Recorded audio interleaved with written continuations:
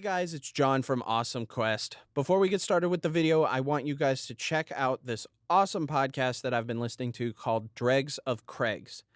It's a show where these three guys, Steve, Dustin, and Sean, talk about the worst Craigslist ads you can imagine. And a lot of the times, the three hosts laugh so hard, I'm pretty sure one of them have puked from laughing too hard. It's a great show. Give it a listen. Now, on with the episode. Hi, I'm John. And I'm Ted. And welcome back to Awesome Quest. We are joined by John's brother, Sam. Once more. We're back with more Dark Souls. Yeah. How bad am I going to fuck it up this time? I don't think too badly. That's what you think. I'm gonna go lose all of the 0 souls I have. Again, we want to knock down or get rid of that caster, if we can. Yeah. He's the most annoying part of this, along with that basic army of naked loincloth hollows that do that annoying flail attack. There we go, yeah. They're pretty rough no matter what your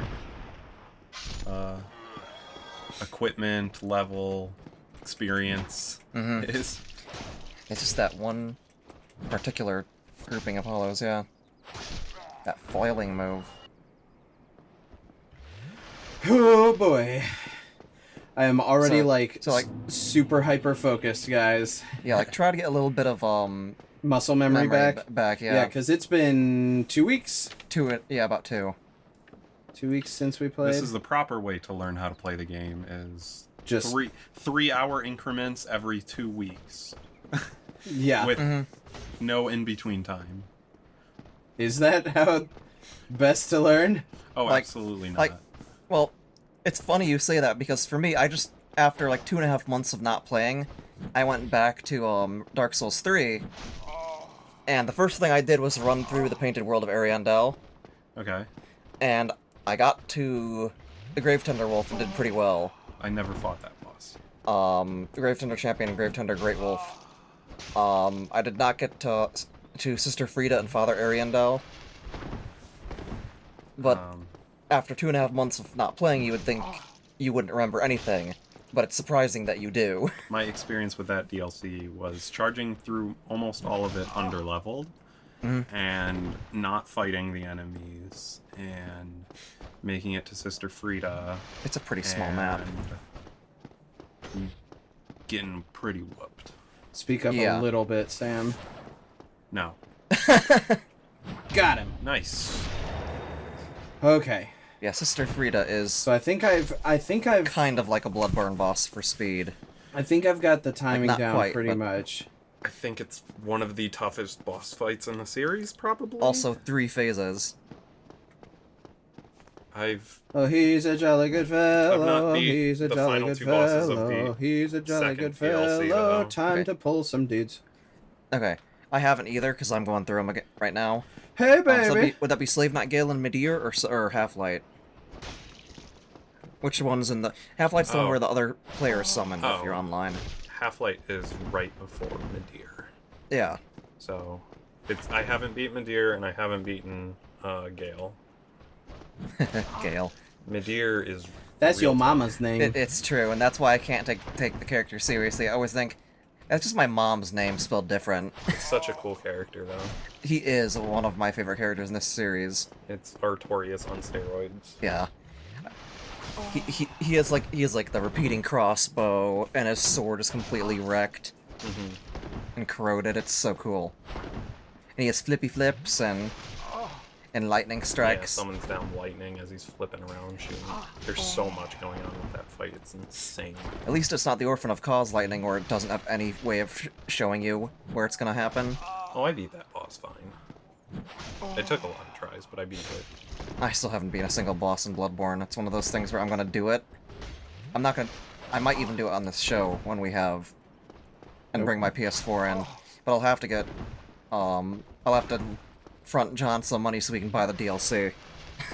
I mean, I just have Dang it. my account that has it. If I were to sit down on it, I could run that. Oh, that's a good point, But yeah. trying to think. It'll come back to you. And like we were saying, it's all muscle memory. Yeah. But I won't try to be more patient too. Yeah. Yeah. Blocking is worth doing. You don't have to parry everything. Well, I'm just trying to get the timing try to down. parry everything. Yeah, I know, but I'm just trying to get the timing down so it becomes second nature. I'd focus more on blocking, is my advice. Okay. Because unless you're naturally a parry god, which none of us are, I assume. In this game, I'm pretty good on some enemies, but really, it's more worth it to block on most. Mm-hmm. And then in Dark Souls 3, it's like rolling is the best option. Ow. At least I felt that way. I was pretty good at parrying in 3. I never got it down in 2, ever. I have yet to play 2. That's one of the ones I want to play through on this. I'm going to buy a copy. Nice. Scholar, the first edition, which I believe comes with all the DLC preloaded, so... Yeah, but that's... The Scholar version is a weirder mishmash thing. Not that it's better or worse at all, but there's so much different with it. I'm interested in seeing Aldia, because I've watched dialogue clips of Aldia. He's really cool. I've not Right in the booty. ever finished any of the DLC for 2, but... Can I sneak up on this Aldia guy? pops up whenever you beat one of the major, like, bosses, the equivalent of, like, the 4 Lord Soul bosses. And 2. And he just has this weird, like, mishmash of, like, female and male voices through filters. Interesting. And some of his lines are really good, like, something about life is it being like a grand illusion, and no matter how tender, how exquisite, a lie remains a lie. He has really good dialogue. He just waxes philosophical. Yeah. And then disappears. Come here, baby. Like an absolute asshole. But he's like quote pornography is what he is. He has so many good lines. Got him. I don't understand the lore of 2 at all. Dark Souls 2. I think that's the one that the least people pay attention to, and also I the don't one that's... understand the lore of this game at all. I don't really that much either. I sort of understand the plot, but not as much the lore. So, let me break down my thoughts on 1, 2, and 3, which is 1, you're at the tail end of the age of myth and legend. The gods are still around in a noticeable capacity. Miracles are their strongest. 2 is more of like a history and taking part in the ages of man. And 3 is just the end of the world. For everyone. It's how it feels when I go through the stories and experience the DLC them. for 3 really pounds that. Yeah. I haven't seen any of the stuff, but Like Ringed City. Okay. especially like right before you fight Gale and The Princess Felinor, you touched like the little egg thing, and it which is a shows reference to a really everything. good movie. Oh, really? Yeah. But Okay. everything is Okay. just Okay. a Okay. desert. Okay. Be careful with the smaller shield ones, because they'll parry you Yeah. sometimes. Yeah. And you know how That's where you don't want to attack them. and you saw how you just like button mashed after you parried successfully. Yeah. You Don't have do a that. lot of time to just walk forward and get Take a couple steps, and then stab him in the gut. That was a good parry, though.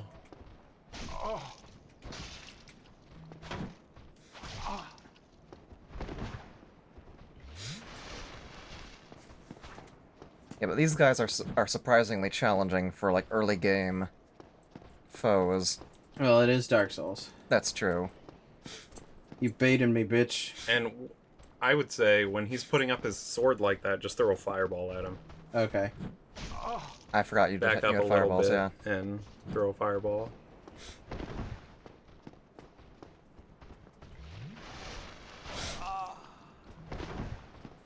I love the like injured sound effects.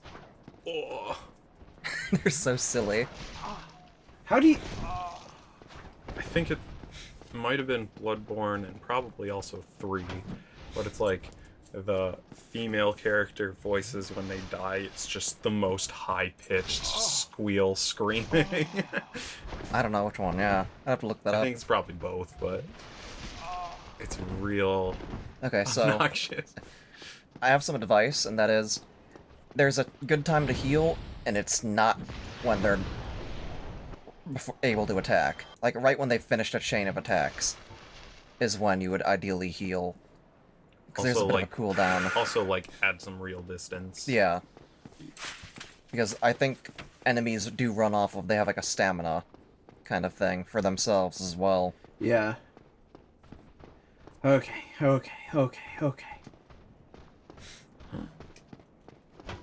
And I can see how that prevented a crap ton of damage right there when you had that shield up. Because again, parrying helps, but like Sam said, just guarding. And circle strafing when they have their shield up.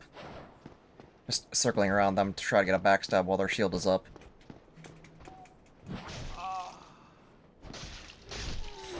Okay. So Sam, how would you recommend dealing with the caster? Sorry about that. No, you're fine. He usually charges you before the minion guys really charge you. Or at least Okay. kind of in my experience. Or you can just back off, throw fireballs as all the minions are Yeah. swarming at you. This next room is one of the examples of, we don't know how to make it more difficult, let's just throw a bunch of enemies into it. Yeah. And it works. It does, yeah. Especially since they have the Okay. strongest move in the game. Whoa! Forgot about you. Fighting him on stairs is actually kind of ideal, because if he parries you, He won't hit you. yeah.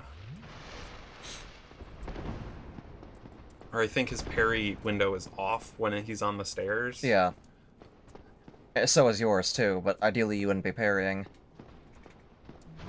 Well. Alright, get a swing in or two before he stands up. Yeah, it's like right as they're starting to stand up, they become vulnerable again. Did you hear about, like, in early Dark Souls 3, if you used like the curl into a ball gesture or something, Vort's AI would go off the deep end? I know it's the laying flat on your back really messes with some of them too. I couldn't remember if it was that one or the Just curl and do it. Okay, Yeah. I just heard 'Cause you him didn't- start doing stuff. doing that dance. Also, that dance is the best. Yeah. And there is a couple ways you could go at this point. The boss is of course straight ahead, That summoning guy does not respawn if you kill him. Yeah. by the way. which is the best part about him. Or Chandler, maybe not summoning. Yeah, I think you're right. I think he is called a channeler. Because I think the weapon is a channeler's trident. that And he for this, I has. would recommend not parrying, just keeping the shield up, and keeping an eye on your endurance. His spells will most likely not hit you unless he's straight ahead of you, also. So basically, right now, I would just try killing him, and then, since you're out of Estus, Fireball him is my block one of the sorcery things and just fireball him because he's blocking a bunch of other guys and get some splash damage on them. nice. Okay. There we go. Okay, so, you picked up a key somewhere, if you want to check your inventory. There's the button. Not equipment, yeah. Browse news items. So you have... Okay, so you have a key. You can use one of them here. Okay. Just look around, so press, exit that menu, yeah. A and B are switched in this, it's annoying. They tried matching the button scheme with the other systems, but it actually made it worse. Hey, a body. Wrong button. Large soul of a nameless soldier. Always destroy the barrels. Okay, so that way is the boss. This way is the Yes. boss? So should I go this way? There's another enemy in there. In here? Yeah, I think it's another Baldur Knight.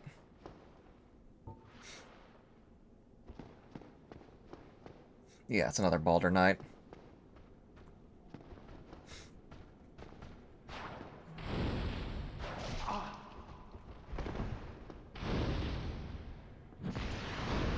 You have enough cast left. Oh, he healed. Don't Remember- try to parry with Yeah. how low your health is. Just play it safe. Like, remember, the spells in this, and Dark Souls 1 in particular, work kind of like Dungeons and Dragons casting. You have spells per rest kind of thing. Yeah.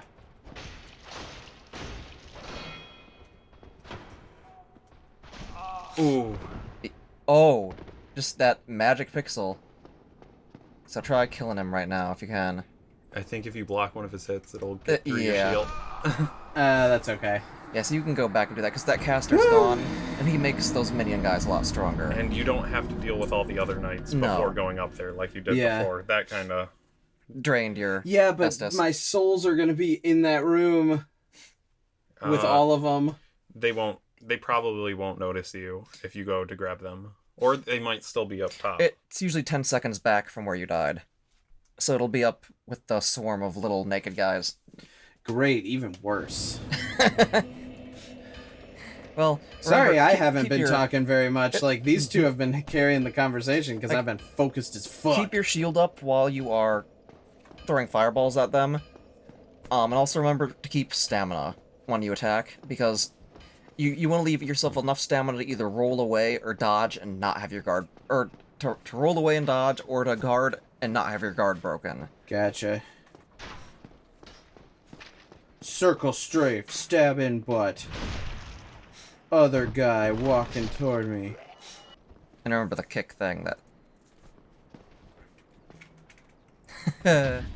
Well, I've got it down with these shield guys. Mm-hmm. Hey, baby. The thrusts are always a bit harder, I've noticed, for, like, me to parry. I don't know about you. Like, thrust attacks? I feel like those... You sometimes do the parry animation, but the attack goes through.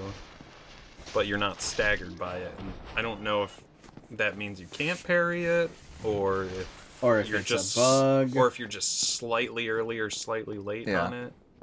Oh, no, they're right there. Which means both of them are going to get attracted. They might not. They're pretty unaware. If I move really... I think the one closest to you will turn around, but... Move really, really slowly. Oh. Maybe just run back to the bonfire. Yeah. Reset the zone.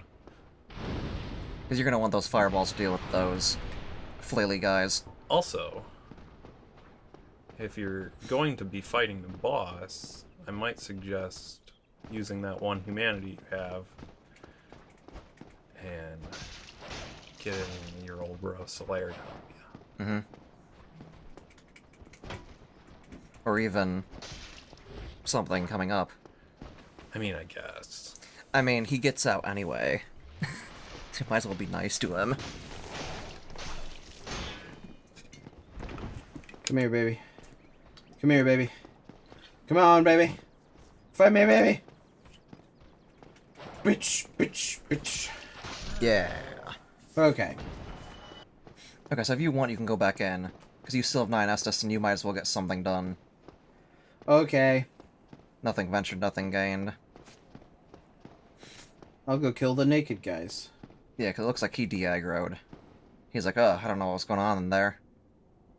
Some weird guy was just like running around like a crazy bitch. And soon enough, you'll friend. get the sorcery teacher soon enough. I mean, it's not soon enough, but you know what I mean. And you wanted to try sorceries, which I was watching a sorcery-only stream where the person had to use only sorceries for the entire of the game. Ooh. And there's something called the Moan percent. Have you heard of that?